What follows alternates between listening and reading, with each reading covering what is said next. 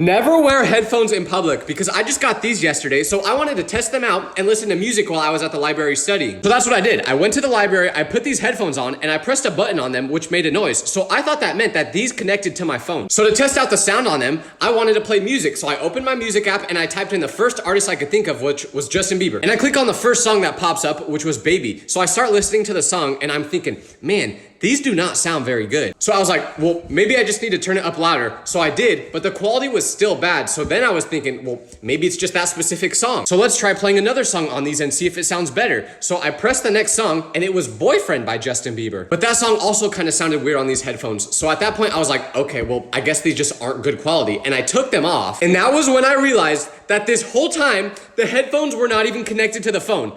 The music was just playing out loud. And I look around the library and every time I make eye contact with someone, they just look away quickly. So I know they were looking at me. And listen, I think Bieber is a good artist.